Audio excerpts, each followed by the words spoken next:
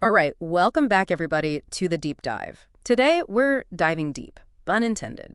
But this one's really for all of you listening in Deer Park, LaPorte, and Pasadena, Texas. Absolutely. We're going to explore how things got to be the way they are in our communities. And guess what?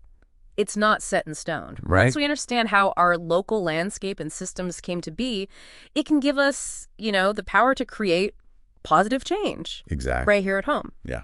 For this deep dive, you sent over a really interesting piece from the Messy City podcast. Yes. It featured Kevin Clinkenberg. Uh-huh. And he's talking about some time-tested approaches to city building. Right. And he kind of challenges this idea that what we see around us is the way it has to be. Right. And that's the big aha. Right. Right. We're going to dig into how some things we might think are like permanent parts of our towns, even the way things work, are really just the results of choices made in the past. Right. So if that's true, But people. that means all of us in Deer Park, LaPorte, Pasadena, we can actually rethink things, reshape things, starting today. Yeah. If you want to make a change, you got to know that things can change. Right. They haven't always been this way. Exactly. And That's what he's saying. that's the first step. So let's start with that, what Klinkenberg calls the it is what it is mentality. Yeah, it is what it is. I mean, his main point is that the way our communities look, function, it's not some preordained thing. Right. It's the direct result of decisions made over time. Uh-huh. Decisions that people made. And how does that relate to us here? Why should someone in Pasadena care about that? Because if you've ever thought, man, I wish this thing in my neighborhood was different. Right. That's the first step, realizing it doesn't have to be this way. It could change. Things haven't always been this way. Exactly. And that's how we can start making a change. And he uses this great example of freeways. We see them all over, especially around here, the Houston Ship Channel. Yeah. It's easy to think, oh, they've always been here. But, it's a fairly recent thing, really. This huge freeway construction boom really took off in the 50s and 60s. Yeah. Even though people were thinking about freeways 100 years ago. 100 years ago. But think about what that decision really meant. Yeah. He talks about a study, I think it was in Kansas City, about how to improve the freeway loop around downtown. And the state DOT, they hired this big engineering firm, like the kind that's known for building those huge freeways, right? Right. And it sounds like they went through the motions of getting community input, but it wasn't real. You know what I mean? Like token engagement. Token engagement, yeah. Not really listening to the people. And they were so focused on making the traffic flow better. They even wanted to reduce the number of exits into downtown. Really? Yeah, so they weren't even thinking about why you'd even want to go downtown. Yeah. They were just thinking about how to keep cars moving on the freeway. The freeway's here. How do we optimize for it? Exactly. And it was only then, somebody finally asked, wait, why do we even need this freeway loop at all? Right. It seems obvious now, Well, as somebody else said, the really radical thing was building all those freeways in the first place. That's a good point. Yeah. When you look at the big picture, building those urban freeways, it was huge, right? Neighborhoods were displaced, businesses and homes demolished, and the feds were pouring money into it. Yeah. It wasn't something that just had to happen. It was a choice. A choice with over. big consequences. And he points out, some cities have actually removed parts of their freeways to improve things. Yeah, exactly. For people. Yeah, quality of life, the environment, even reconnecting communities that were divided. Yeah. So let's bring this back home. Deer Park, LaPorte, Pasadena. Right. We have all this big infrastructure, highways, roads, around the plants and refineries. Yeah. Feels like it's always been here. Permanent. Yeah. But was it always this way? Yeah. What decisions led to them being built like this? Were there other ways they could have been done? Right. And that leads us to public transportation, right? Think about the way we do it now, mostly publicly funded. Mm-hmm. Now, rewind about 100 years. 100 years ago, yeah. Most public transportation in America was private. Really? Right. Privately owned. Yeah. And for profit. Wow. That's a big difference. Huge difference. Now, public transit often needs help to even run subsidies and things.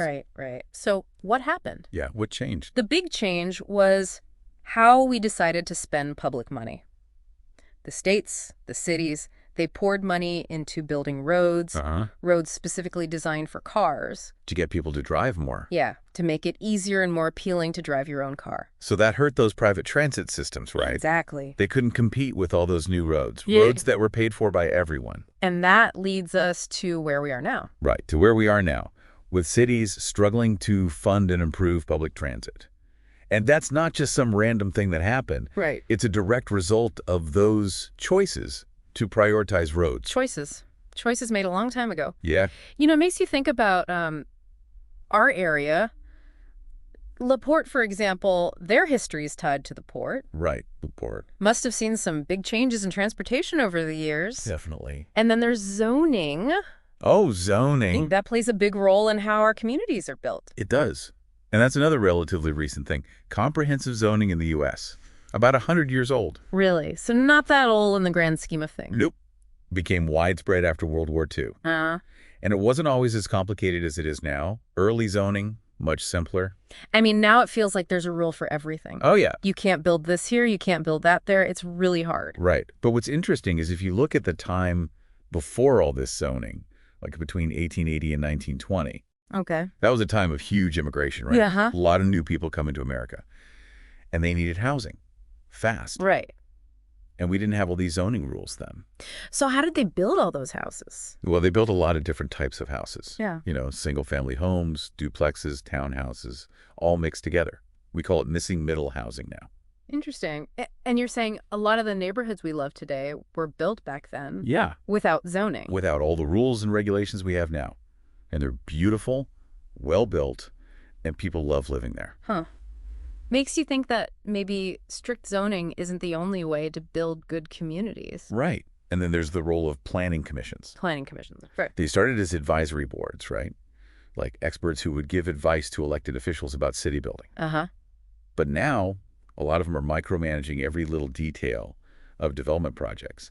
It can be really difficult to get anything done. Right. And Clinkenberg, he mentioned something really interesting. This idea of rethinking zoning altogether. Oh, yeah. Like maybe even eliminating it. And that's coming from people all over the political spectrum. Exactly. Across the board.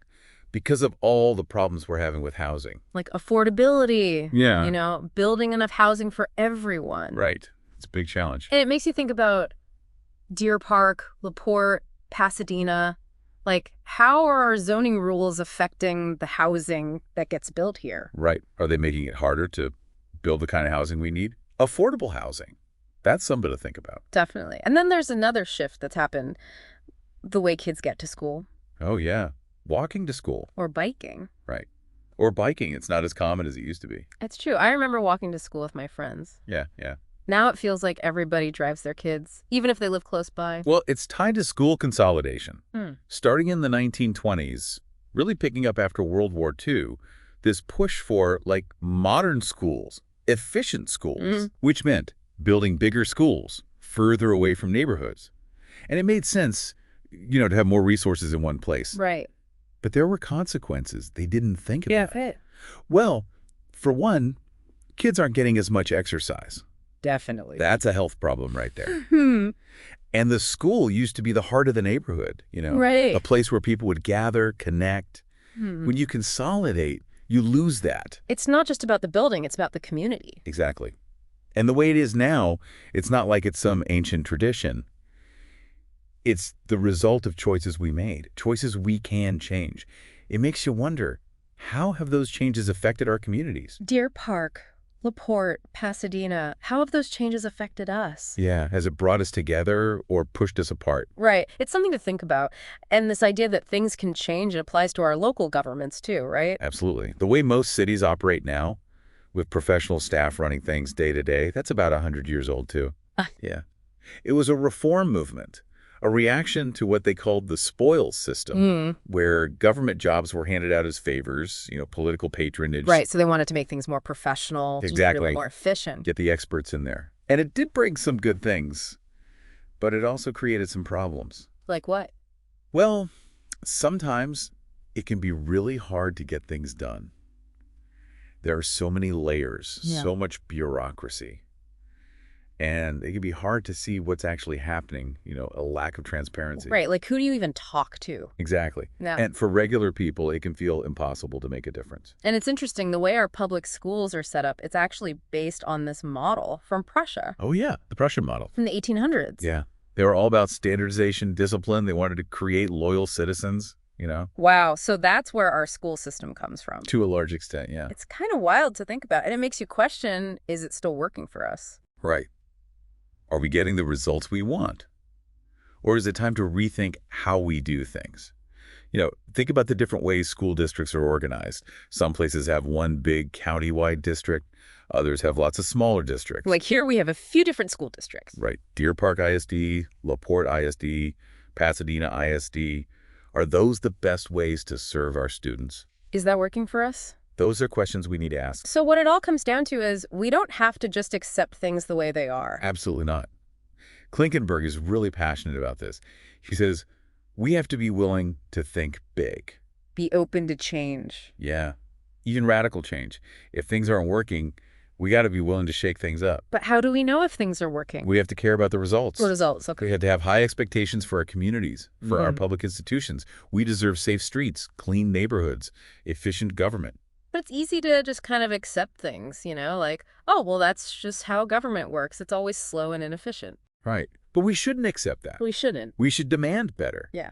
Because the way our communities are built, the way they're funded, the way they're run, it's not some law of nature. Right. It's all choices that people made. And we can make different choices. Yeah. He gives this example, it really stuck with me, about Main Street in Kansas City. It used to be this really nice street. Okay. But then they decided to widen it, make it faster for cars. For cars. Yeah, they wanted to speed up traffic. But what about the people? Exactly. They weren't thinking about the people. They were just thinking about moving cars as quickly as possible. Yeah. And it ruined the street. It made it less walkable, less enjoyable to be on. Yeah. We've probably seen similar things happen right here in our area. Right. Like, I can think of a few intersections and roads that have been widened over the years. Yeah. To move cars through faster. But they ended up making those areas less walkable, less nice to look at. And the point is, those decisions weren't based on some eternal truth about what makes a good place for people. They were just choices that prioritized cars over people. And we can choose differently. We have that power. We have the power. We have the power to look at things and say, this isn't working. We need to change it. So, to bring it back to us, to think and act locally. Right here in Deer Park, LaPorte, Pasadena, this is about realizing that we have that power, right? We can change things. Absolutely. The things in our communities that feel prominent, that feel like they've always been this way, they're really just the result of past choices. Choices made by people. And that means we can make different choices. Yeah. We can change things for the better. And by understanding the history, by understanding the choices that led us here, you, our listeners, you can start to see where change is needed.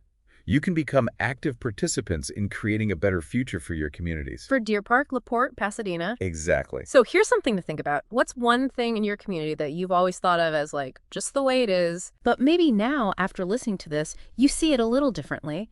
Maybe you can imagine a different future for it. A better future. That's what it's all about. If you've enjoyed this deep dive, please support us at thinkandactlocally.com/donate. You can find the link in the show notes. Thanks for listening. Thanks for being here. See you next time. We'll see you next time. Bye.